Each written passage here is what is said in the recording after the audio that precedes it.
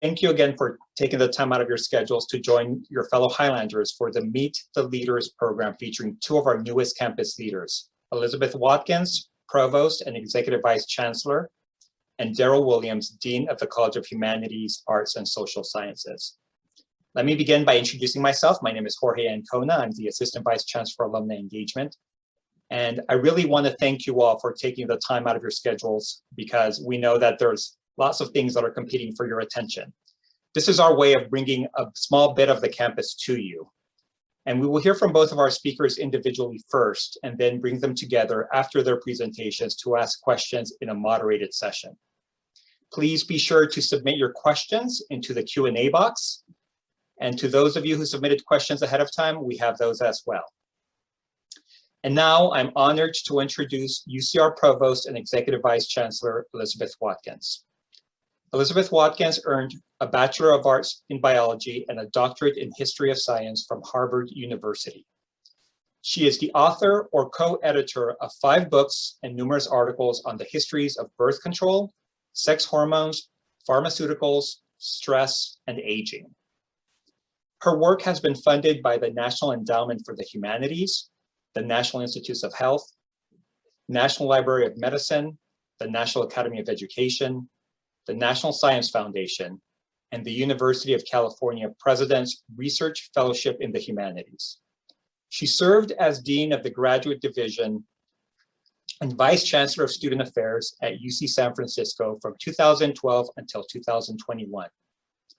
Prior to her appointment as Dean and Vice Chancellor, Watkins was the Director of Graduate Studies for the Master's and PhD programs in History of Health Sciences at UC San Francisco, having helped to restart those graduate programs in 2005. Provost Watkins, the platform is yours. And you're muted. Let me try that again. Thank you, Jorge. And thank you, Highlanders, for joining us. I wish we could be in person, but I suppose this is the next best thing. Jorge, thank you for the kind introduction. As you said, I came from UCSF, where I'd been for the past 17 years. I arrived there from Pittsburgh, Pennsylvania, from the East Coast, and I arrived as an associate professor of history of science and medicine. And then, as Jorge said, I became Dean of the Graduate Division in 2012, and then I also took on the role of Vice Chancellor for Student Affairs. So you may ask the question, why did I want to leave that powerhouse campus in the beautiful city by the bay? Several reasons, and let me just sort of explain how I came here. First of all, I was interested in the larger portfolio of a provost because I wanted to be able to make a larger impact. I'd been fortunate to immerse myself in graduate education and student services at UCSF, and I was ready to expand my orbit to more directly include faculty and undergraduate education. I was also interested in this position because it was at this comprehensive university. I missed undergraduates. I missed the breadth of disciplines. I was attracted to the wider mission of educating at multiple levels, undergraduates, graduate students, both in research and professional fields, plus an extension school for lifelong learning. Which brings me to why UC Riverside. Well, first of all, because of what I just described, Riverside fit that bill. It's a comprehensive university, and I am just thrilled to be on a campus with political scientists and linguists and archaeologists and astronomers and musicians, in addition to the biomedical scientists and historians that I knew so well at UCSF. Second, I only want to work at a public institution, and I was completely smitten by the mission at UC Riverside. I want to be part of an institution that is thoroughly committed to diversity and inclusion and social mobility. And third, and you all probably know this, but UC Riverside is poised for tremendous growth over the next decade, and I wanted to help make that happen. So what were my qualifications for this new job? I'm a humanist who's comfortable in a scientific environment. Because of my academic background as a historian of science and with my 8 years as a senior leader on a campus dedicated to the life sciences and health sciences, I had experience navigating and transcending disciplinary differences to achieve shared goals. I'm also a fervent believer in shared governance. I came of age as a member of the UC faculty up in San Francisco, and I had a lot of service on several committees in both the divisional and the system-wide senates. I had experience with budget management and decision-making, and having been on a research-focused campus for 17 years, I knew what institutional structures and support systems would be needed to foster and sustain robust extramural funding for research. I also had experience with philanthropy, specifically with proposal development, donor engagement, donor stewardship, and the development of the themes for UCSF's capital campaign, which just ended last year, raising over $6 billion and far surpassing the $5 billion goal. So apparently the search committee bought that narrative, because here I am. I moved to Riverside in March, and I officially started May 1st, although I spent much of March and April meeting with the chancellor and the interim provost and the vice chancellors and the deans. And I also had the good fortune in that time before May 1st to go up to Portland and meet my brand new grandson. So you may be wondering, what exactly does the provost do? Now, if the chancellor were here, he'd say whatever the chancellor tells her to do. But I see the job of provost as a braided set of 3 roles: convener, collaborator, and relentless champion of the academic mission. So let me describe each of these in turn.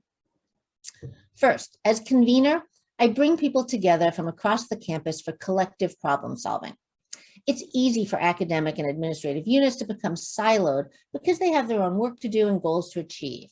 I try to bring those groups together to find common ground, avoid duplicative processes, and facilitate cross-disciplinary and cross-functional collaboration in scholarship, in education, and in administration.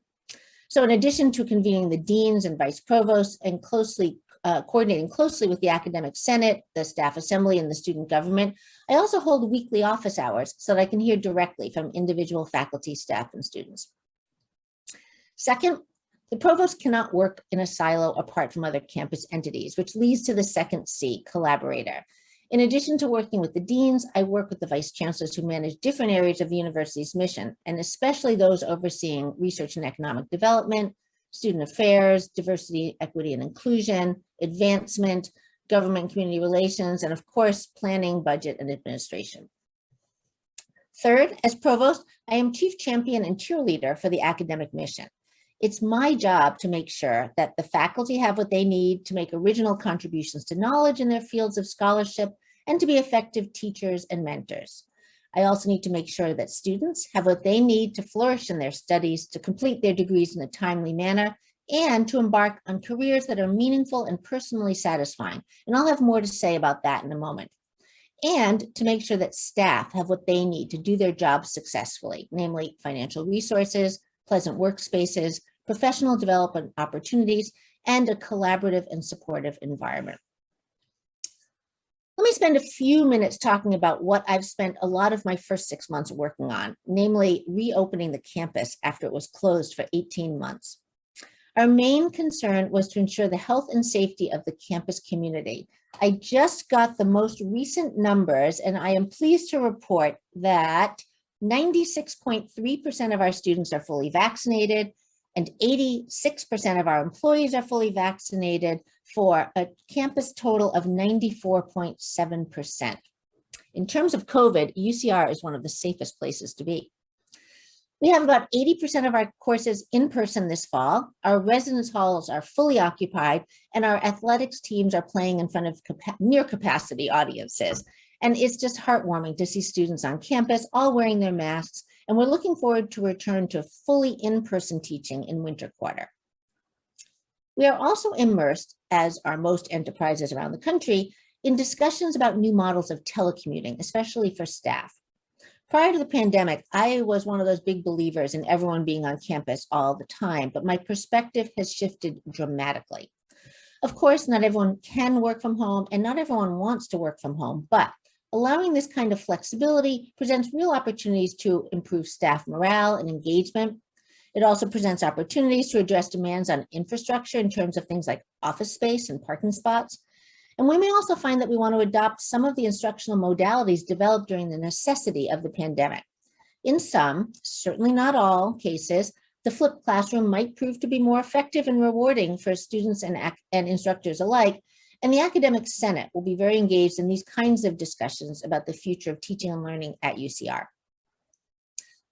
Let me now share with you some of my vision for the future of UCR. In the interest of time, I'm going to limit myself to just 3 topics: investment in graduate students, expansion of career preparation for all students, and growth of the research enterprise. There are several other initiatives I'm actively working on with the leadership team, but if I talked about all of them, I would keep you here all night. So I will limit myself. First, in order to move to the next level of national visibility and regional impact, UC Riverside must continue to invest in graduate education in a number of ways. Any graduate student will tell you that they need competitive funding packages. And there are creative ways to compile these packages, not only with the usual teaching and research assistantships, but also by providing opportunities for administrative internships within the university and service internships in the community. And we'll be working very closely with our development staff to pursue philanthropic support. Graduate students also need access to all of the same resources and services provided to undergraduates, but they need to be tailored to their unique needs at this stage of their academic careers. Here, I'm thinking especially about mental health. We know that graduate and professional students are disproportionate users of mental health services, and they must have easy access to culturally appropriate individual and group counseling and outreach programming, and to trauma-informed psychological and psychiatric care. To be successful as students at UC Riverside and in their careers after graduation, graduate students must receive quality mentoring from faculty. I'm hoping we can implement a graduate faculty mentorship development program similar to the one I started at UCSF, in which faculty who supervise graduate students take workshops to improve their mentoring skills, their proficiency in working with students from diverse backgrounds, and their ability to have constructive conversations with their students about career choices. I firmly believe that we have an obligation to prepare our graduate students for a wide variety of careers. Not everyone is destined for the academy, and that's okay. There are multiple pathways for people who are trained to think critically, reason analytically, and solve complex problems. And we must provide our graduate students with the opportunity to explore these diverse career paths and the time to develop the professional skills to enable their success. And this is my second point: the importance of preparing all of our students with the requisite skills and co-curricular experiences to enable them to embark on their chosen career paths after graduation. For our undergraduate students, I'd love to see incorporation of professional skills development into the academic curriculum so that career planning is not a voluntary add-on, but an integral part of the student experience. Career and professional development can also be incorporated into community outreach with internships and externships at local and regional businesses and organizations. And career exploration is also a great way for us to engage with those of you who are alumni, to bring you to campus, whether in person or virtually, for meaningful opportunities for you to interact with students and to share your experience and expertise. To pick up on my earlier point, I want to underscore that professional development can and should be incorporated into the curriculum, and especially into the student research experience. For undergrads, research is a great way to explore different careers and to gain experience for graduate work. For doctoral students, it's obviously critical to the dissertation, but there are additional skills applicable to a variety of careers that can be developed and honed, such as statistical analysis, oral presentation, grant writing, and group management. And this brings me to my third point: building on the faculty's existing foundation of nationally and internationally recognized scholarship to grow UCR into a research powerhouse. I'm working with our deans and our vice chancellor for research to develop incentives and infrastructure to support and encourage faculty to apply for extramural funding. I'd love for us to bring in even more support from funding agencies at the national level. However, we're not restricting ourselves to federal agencies. There are opportunities with private foundations and corporate entities, and we're pursuing all of these to provide faculty with the financial resources they need to support their research. I'm especially excited about figuring out how to nurture research that directly contributes to the public good within the Inland Empire. As some of you may know, back in 2010, UCR adopted the criteria for AAU, that's the American Association for Universities, membership as its benchmark for academic excellence.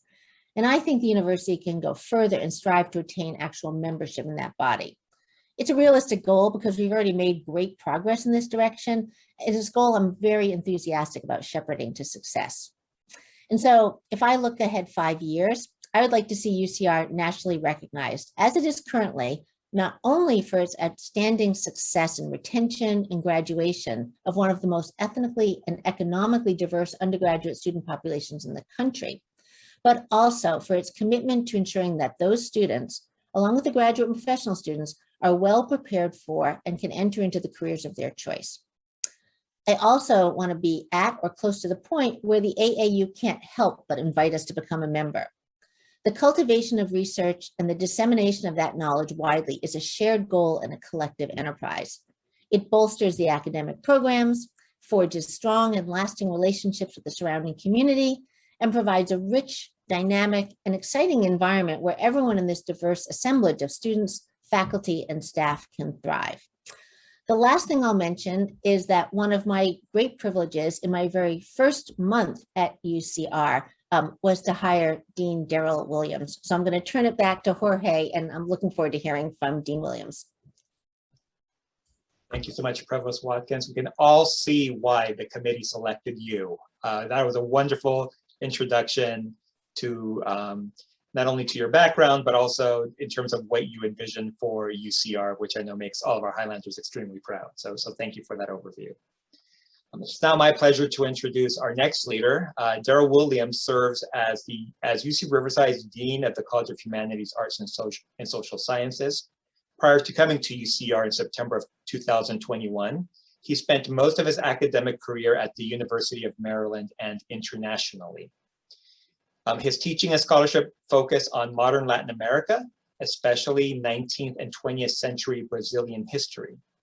His work to build enslaved.org, an online database documenting the experiences of enslaved people, has won widespread national media attention since its launch in December of 2020. Dr. Williams earned an undergraduate degree in history and a certificate in Latin American studies from Princeton University, and went on to earn his master's and doctorate in history from Stanford University.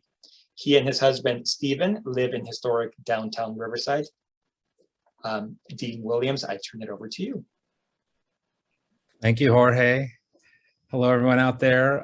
Thank you, Liz, so much for that nice transition.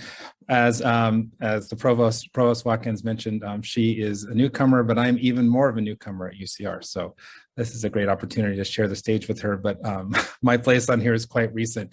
And in some ways, today marks, I believe, the beginning of my 9th week, or maybe the end of my 8th week. It's kind of a daunting task to talk about both what my vision is, because I'm still learning, some really basics of where things are and who the people are, but also I just, still in this moment of incredible excitement, but also anxiety that we all share right now in returning to campus. So I'd like to share a little bit, and I'm going to use a PowerPoint here in part to guide me a little bit to help share with you some of my credentials and some of my background, but also to tell you a little bit about, where my thoughts were when I applied for this position a couple months ago, and where they've gone, where those thoughts have gone over the last 2 or 3 months. So let me go here to share my screen, and you can tell me if this is there.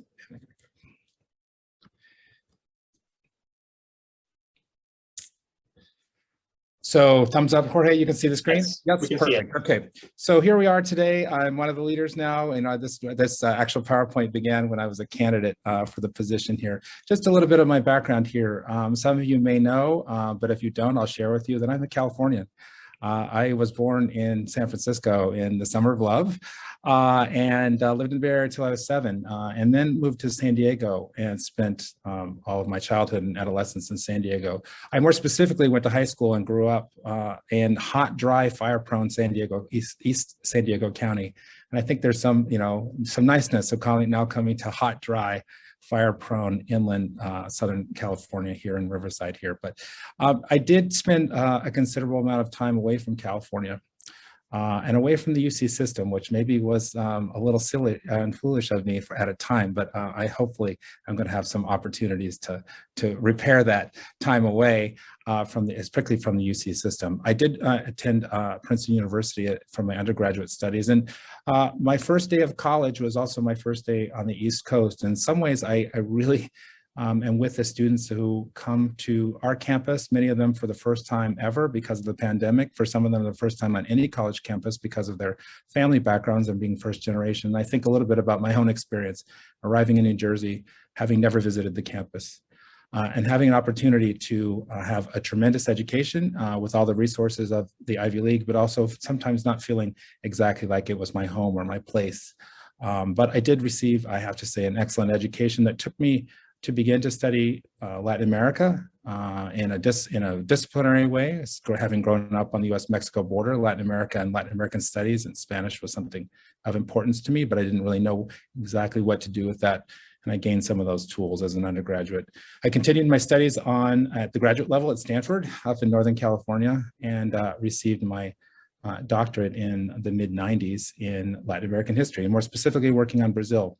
That took me to my first and until recently, my only job in higher education, which was at the University of Maryland, the flagship campus of the state of Maryland, an institution that was founded by slaveholders, was built by enslaved labor, and was a segregated institution. So it was actually one of the institutions in which some of the early legal cases against segregation in higher education was about the University of Maryland. So I came to an institution, though I didn't know much about it, that is deeply embedded in inclusion and exclusion of both citizenship and participation in the United States, but more specifically in higher education. And that certainly formed some of my ideas about why I was there and what was important for my opportunities there at Maryland for quite some time.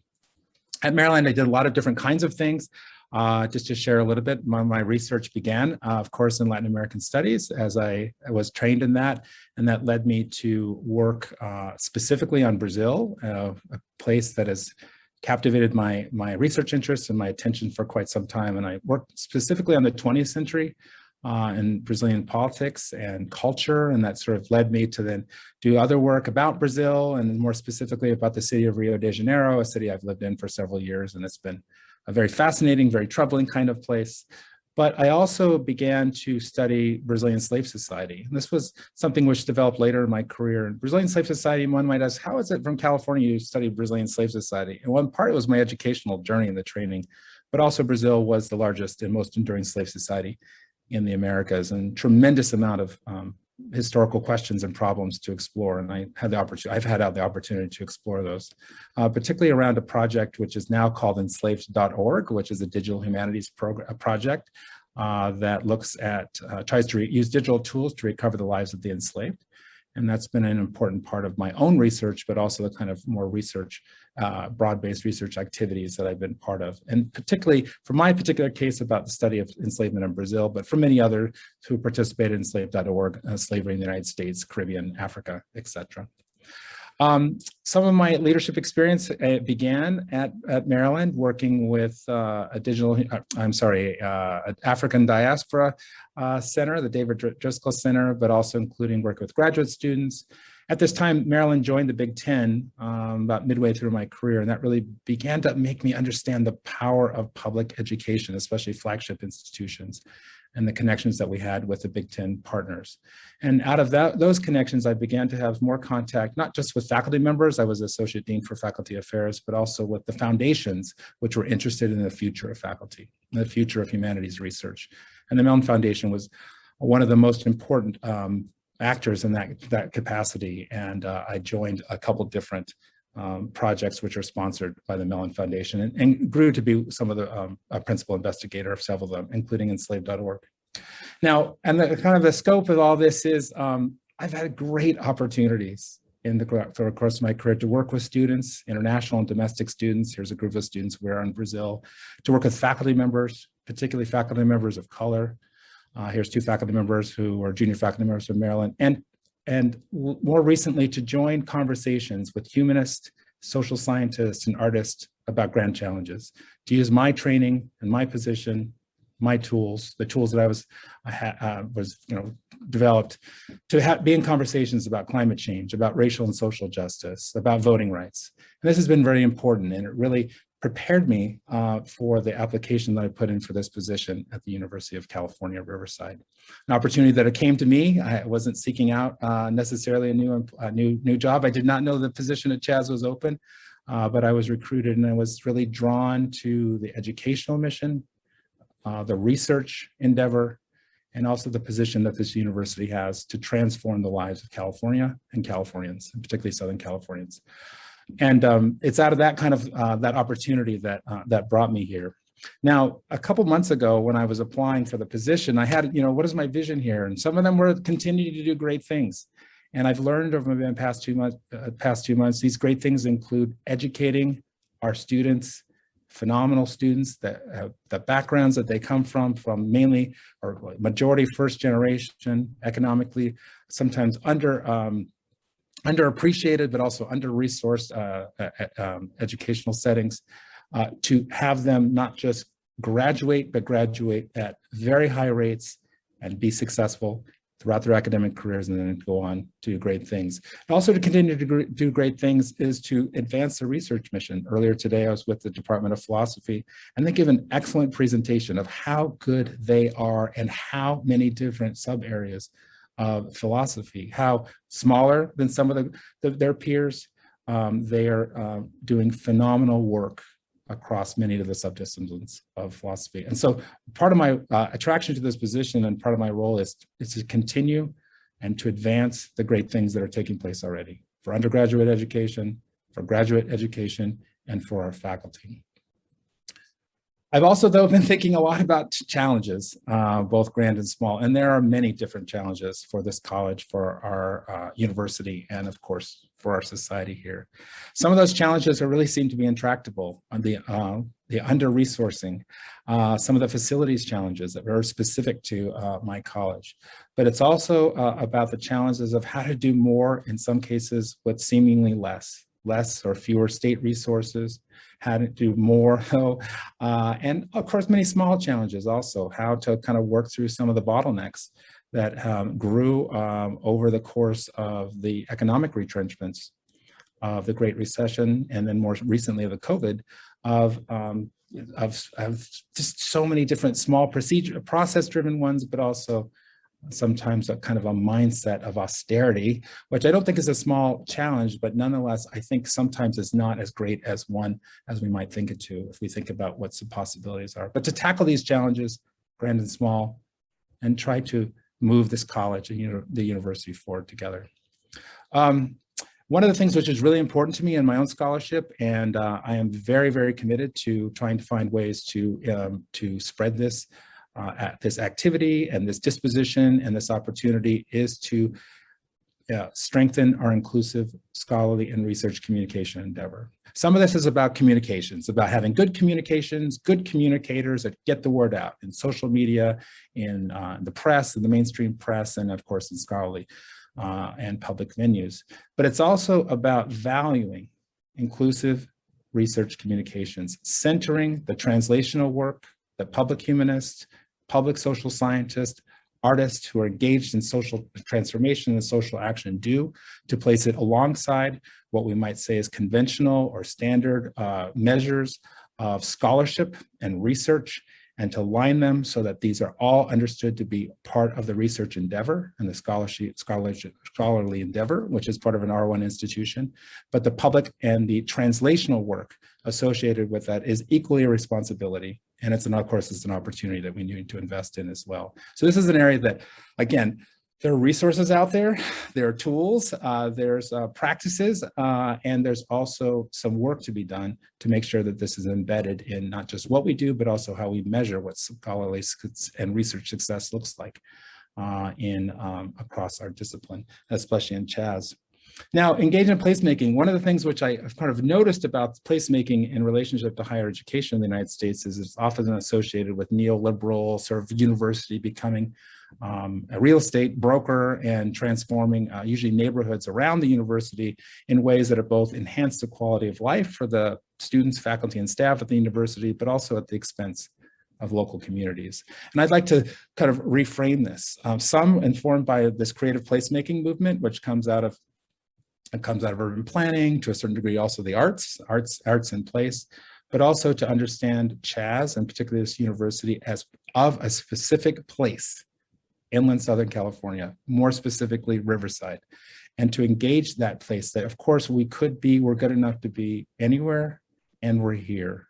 And so to use the tools and place and the voice that we have to engage this space and place in this time, and to be a part of the community, but also to make, of course, the community a partner in what the research and teaching endeavor looks like as well. So that's something I've been trying to figure out some language about, and I've had some opportunities already to engage some of the community and understand what their interests and goals are. I got the last piece here was not part of my application, as it were, but I've noticed over the last 2 months, I've got to improvise. Things are happening faster than I could hope for sometimes, and they're also happening in ways that I can't anticipate. And so to improvise artfully, and I say improvise artfully in part, there was a show at the Tate in London a couple of years ago by Frank Bowler, who's a Guyanese British painter, which was called The Art of Improvisation. And, in some ways to think about what the arts teach us about improvisation, to kind of go with what you feel, but also, of course, to draw upon patterns and histories and traditions which are in us and in the worlds in which we live, and to do so in a way that then creates structure. It engages with historical traditions. It creates patterns and moves conversations forward. So this improvisation in an artful way is something I've been thinking about quite a lot lately, and really also just doing, because I've been confronted with some really challenging developments over the last two months or so. And so I'm trying to do so in an artful and gracious way, but also using the tools that we have in Chaz to do so.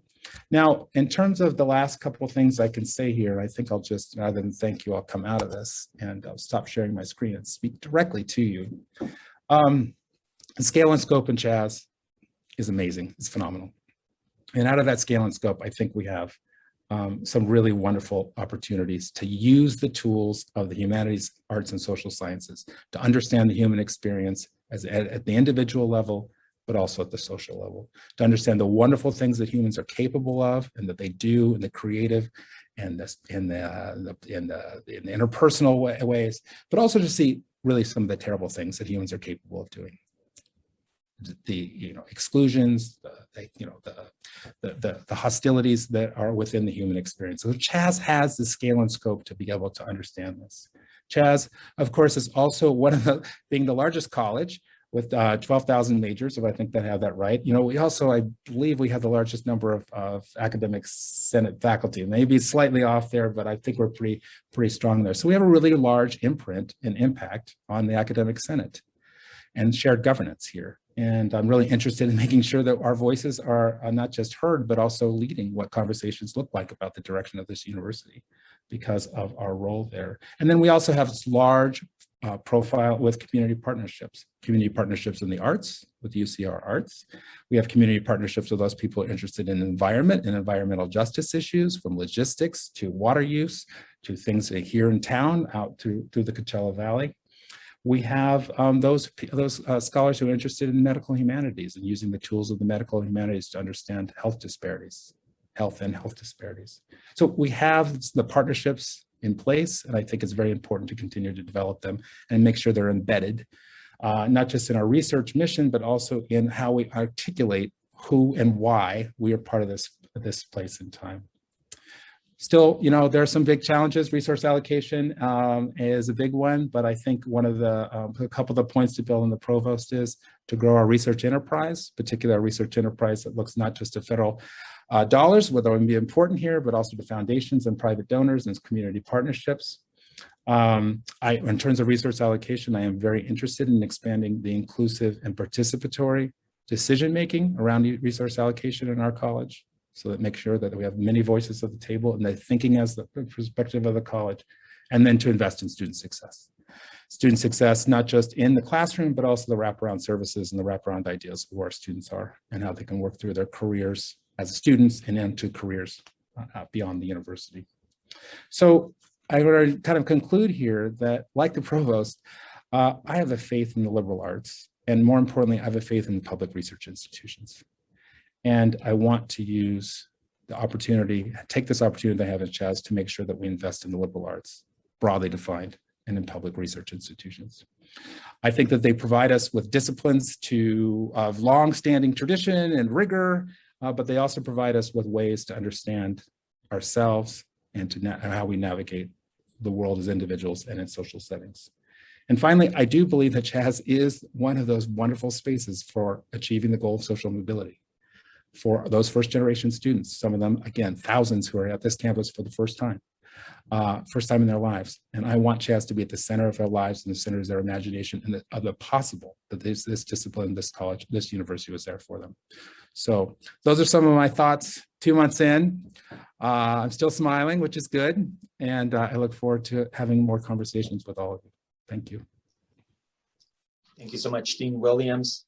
And we do have some questions that have started to come in already. So just a quick reminder, if you have questions for both of our leaders, for the provost and the dean, please put those in either in the chat or the Q&A. But let me begin by just asking the first question, which is, what would you say has been the biggest surprise for either of you or for both of you since arriving on campus? What did you not either anticipate or what sort of what surprised you? Let's see. I think I had a certain advantage in being part of the UC system. I knew UC Riverside pretty well. Remember, I had been dean of the graduate division and vice chancellor of student affairs at UCSF, which meant that I met with colleagues from the 10 campuses every month, every single year. Often before the pandemic, we'd meet at least 2 or 3 times in person. So I had a pretty good sense of what UCR was all about. It's one of the reasons that I was attracted to it. I think what has surprised me here is just the depth of experience and expertise and competency, particularly among the staff. I am so impressed with their just how much knowledge there is and how much sort of sophistication in navigating a complex bureaucratic institution. As Dean Williams pointed out, it's no secret that UCR has historically and continues to be under-resourced. I am impressed and amazed every day by how people make do with what we have and provide our students with a top-notch, high-quality education at this top-notch, high-quality R1 institution. Great, thank you. For me, because coming from outside the UC system, is the shared governance, the scope of shared governance, the ways in which the faculty, the academic senate faculty, which of course are not all of our faculty, but a large number of them, really want to be active members of running the whole university. If you just look at the committees of the Senate and the range and the scope of decisions, who's at the table, I think that's remarkable. So it's good, you know, I'm trying to navigate that because I actually come from an institution that had much more, invested much more of the running of the university in the hands of administration. Great, thank you. All right, so we do have a question here in the Q&A which asks, one of the major challenges that UCR faces is in growing education abroad opportunities for financially challenged students, especially when costs are rising due to outsourcing of third-party providers. What can the campus and Chaz do to make education abroad more affordable for some of these students? I'll take a first stab at that on the university, and then I'll turn it over to Dean Williams. But it's a very specific question. And first of all, we're excited that we can begin to offer education abroad again after 2 years of not being able to because of the pandemic. So very excited that our faculty-led education abroad programs will recommence in summer of 2022. Second, the cost of these programs has been high and will continue to be high because travel is expensive. If you've been following any of the national news, you know that costs are up for all kinds of services, like hotels, accommodations, travel, activities. A lot of this has to do with labor shortages. A lot of it has to do with supply chain disruptions. A lot of it has to just do with the fact that 3 years has passed now since we were able to run these programs.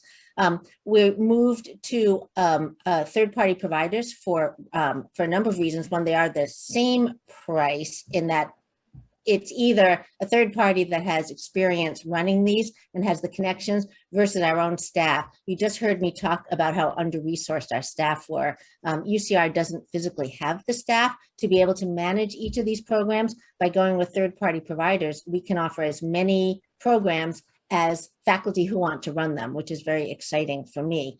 I think, but the challenge is, so any amount of money, right, is going to be expensive for students who are already involved in a college education. The good news is that financial aid is available to students. And one of the things that we've been doing is working with the financial aid office to ensure that students who are interested in education abroad present to the financial aid office as as 4-quarter students, so that they're not just figuring out their financial aid packages just for the fall, winter, spring, but also incorporating the summer as a credit-bearing quarter in which they will be studying, so that there'll be financial aid available for that. The second thing that we're doing is we're actively working in terms of philanthropy. There's potential for a donor to make a rather significant gift in this area. So more to come, hopefully, on that. Great. Thank you so much.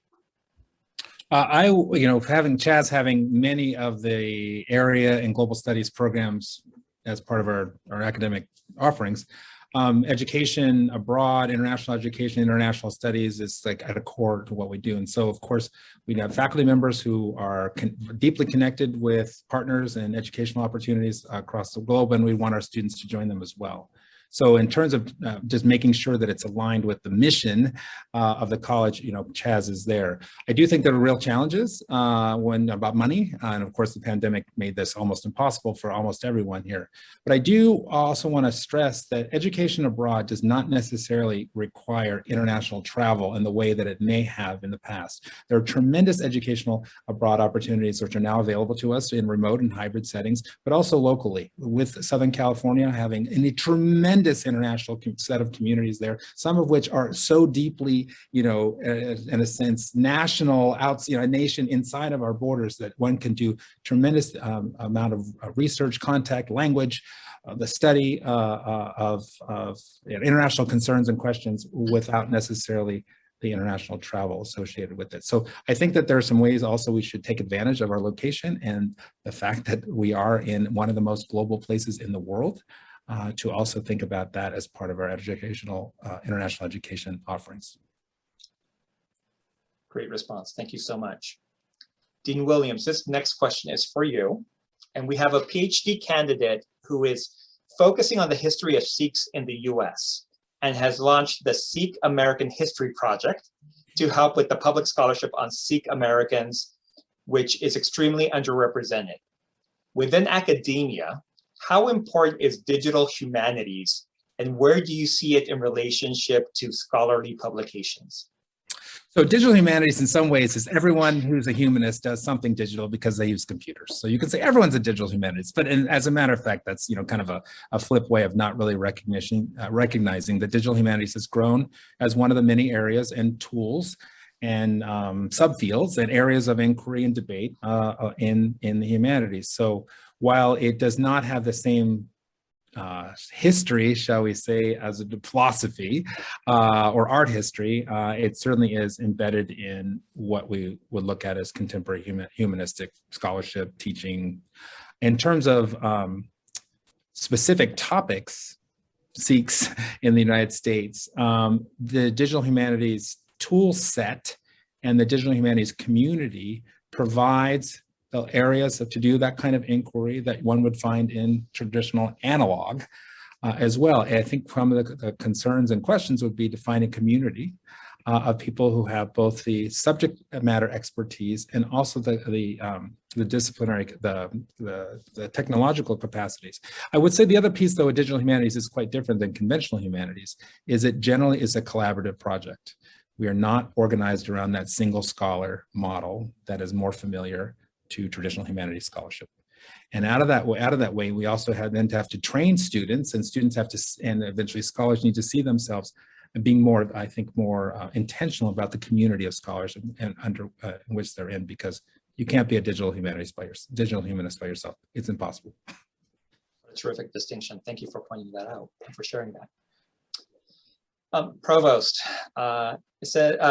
one question that we received is, what would you say is the role of higher education in addressing societal and environmental issues, especially when so much of our country is divided on these topics? They're polarizing issues. What role does higher education play in helping to solve some of society's problems? What a wonderful question. Whoever asked that, thank you very much. This is exactly the kind of expansive thinking that we should be embracing. My short answer is we should be at the center of these conversations. What we do in the university is we engage with a diversity of ideas. We argue, we contend, we challenge one another, we search, we use evidence and data to support our arguments, and we bring those to the table, but we also listen to one another. We hear each other's arguments, we may tear each other's arguments down, but we do that from a basis of shared knowledge and a shared understanding of civil discourse. So I think that it is our obligation, it's not just our role, but it's actually our obligation to be leaders in carrying on these conversations, providing fora for people to share their ideas, again, within the bounds of civil discourse. The questions of global climate change and sustainability are very real questions for right now. This is not some hypothetical future. I'm really proud of the kind of research that goes on at UCSF that's addressing a lot of these questions. And when I think about sustainability, I really think about it very broadly. Yes, it's about climate change and certainly and air pollution, and bringing our scientists and engineers to bring their expertise to bear on sort of helping heal our earth, or at least do something to save our ecosystem. But I see it much broader than that, and I think this is where I show my true colors as a humanist. I see an absolutely essential role for really all of our faculty on campus to engage with these questions. Humanists, artists, social scientists need to be looking at the social and cultural consequences of what's been happening with climate change, and how we're going to move forward in society and culture to address the social inequities that have derived from this, and also sort of are exacerbated by the physical changes that we encounter. For our professional schools, obviously our public policy faculty of professionals are essential to be thinking about forward-looking policies. Our School of Medicine faculty are very engaged in work in trying to reduce health inequities. We need our business majors to think about creative ways to use the for-profit world to come up with innovative solutions. I see a role for absolutely everyone in this endeavor. I think that we owe it to our students. We owe them a habitable future. And so we want to engage with them in sort of thinking about and not just thinking about, not just talking about, but actively working together toward building that future. And I'll throw in another pitch. I think it's not just our faculty and our students. I think our staff are involved in this very much as well. The work of a university doesn't get done without staff. And I gave a shout out before, but I want to do it again because they're so vital to what we do. And not just in helping us in the education and research missions. When you think about sustainability, we literally have staff on the front lines figuring out, transportation options and how we can have a lighter footprint, how we build our buildings to help them be more eco-friendly, how in dining services we make sure that we're not wasting food. You can almost go through every single job that someone's doing at UCR and see how that relates to one of the major problems that we face. So I don't know if I can beat that further into the ground. Yeah, I think we have a role here. No, thank you for that response, and thank you both so much for the time that you've spent with us here. We did get a question about the importance of UCR staff, which I know you've mentioned now a couple of times. especially around the campus's mission and specifically in efforts that are being done to retain, develop, promote, recognize the work that is being done, and also recognizing that emphasis has in past years has been placed on growing faculty because of our growing number of students and disciplines that we have on campus. So can one of you, or maybe the provost, can talk a little bit about what is being done to also support staff that is here and maybe grow the staff? Thank you for that question. Yeah, it's been one of my priorities since I stepped foot on campus. So what have we been doing? Well, one of the things we did is that we carved out some of the the one-time funding that we received from the Higher Education Emergency Relief Funds from the federal government for programs that are specifically for staff. And I think this is unusual in higher education, but we really saw, in the same way that we saw COVID learning loss among our students and COVID research loss among our faculty, we saw COVID professional development loss among our staff, as well as just some real financial exigencies, particularly for our lower paid staff. And so we wanted to meet those needs. So that's a temporary sort of a stopgap approach. Forward looking, this was the topic of our leadership retreat this fall, was in how are we going to invest in staff and how do we do this strategically as a campus. So I asked all of the leaders, all of the deans, the vice chancellors, to talk about the hiring that they were planning to do within their organizations. And then we talked collectively about where we would want to make an investment in staff campus-wide. Some of you may know that the first big investment we made was this year to the tune of about $8 million in annual recurring budget for information technology solutions. I just learned that. I thought it was information technology services, but we call it information technology solutions at UCR, and I really appreciate that approach. I heard all across campus that unit was particularly under-resourced, that they did terrific work, but that there simply weren't enough of staff, there weren't enough hours in the day. And so the leadership team consisting of the campus finance committee, which is all the deans, all the vice chancellors, plus Senate representatives, staff rep and student rep, came to the collective decision to make the recommendation to make this investment. And what we talked about at the leadership retreat was what are the other areas that we will invest in over the next couple of years. UCR has received a little bit more money from the state because of rebenching. Our chancellor was successful in getting the Office of the President to agree that all of the campuses would be within 95% of the average of the per student allocation that comes from the state. And UCR had fallen a bit behind. So we got a little bit more money this year and for the next 2 years. And the way we're going to be investing that is in staff, hiring staff.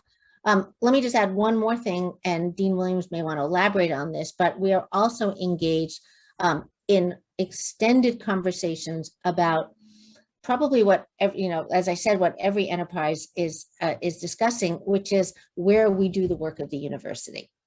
And thinking really, hopefully creatively and innovatively about what the world of hybrid work looks like in the future. I think, as I mentioned in my comments, we're not all coming back to campus 100%. Many of us are, but not all of us. And so the challenge for us is to really to meet people where they are. Where will people do their best work, so that they still feel connected with and engaged in the work of the university, and also so that they have they don't lose out on some of the benefits of being with other people, which are just the social engagement, the serendipity, the spontaneous cups of coffee that lead to great ideas. Daryle? Yeah, I'm with you in that I'm grown, evolved on this. 2 years ago, if you would have asked me where's the place of work, it's at work. And now I have some different thoughts on that. I'm still working through, and this was part of my early rougher education, so working through what this means for the various sectors or the various kinds of activities that our staff do in our college. And so, but I'm much more open, and I'm still learning about what the needs are and what the possibilities are, but also where I and the college and ultimately the university all should grow to meet the challenges and to meet the needs, where people are in terms of getting work done here. I do want to say in a kind of different way, one of the things which has been really a little bit of a challenge for me, but I'm also ready to step into the challenges. I'm looking for more ways to find staff to participate in decision-making. I think that the academic senate structure is very good. However, if you even look at the ways in which the executive committees are structured, they have voices for academic senate faculty members, ex officio for leaders, sometimes also for non-voting student members, but there's no formal role for staff. And that troubles me. And so I'm looking for some ways to adapt that in the college, at least in my area that I can work with. And if those areas are not going to be the right path, then I'll find some other ways. And I'm particularly looking for staff to be at the table when we're talking about mission and decision-making related to resource allocation. And so this is an area where in CHAS, I really am asking more of staff than I think they've been asked. But I think there's every bit of interest and also capacity for them to join this conversation. Thank you. Thank you both again. I know we could probably spend another hour covering the questions that we've received because I do have more, but I'm also being respectful of everybody's time. So thank you to Provost Watkins for spending a portion of your evening with us. Thank you, Dean Williams. If you haven't checked out the chat, you have some fans. People are asking about your glasses. People are asking, are so grateful that you're leading, CHAS, especially we have, I believe, a parent who indicated that their son is a transfer student studying Spanish and linguistics and is just so proud to have you at the helm of the college. So again, thank you both. And we do have, for our participants, we do have some additional events that will be coming up. If you look out for your calendar, your items, we have a law career conference taking place on November 6th, which will then be followed about 10 days later with a University of California wide alumni career network entitled Women in Science, taking place on November 16th. And for all of you that are going to be able to join us for homecoming, this year's homecoming, the majority of the work that we're doing will be virtually. It will be taking place on, online. But if you are in the area, we do know that our men's basketball team could use your support. So as the provost indicated, our sports are in full gear. They are expecting fans in the stands. So hopefully you're able to join us for that basketball game. Again, thank you all for joining us this evening. And this concludes our program. Bye. Thank you. Bye, everyone. Thank you.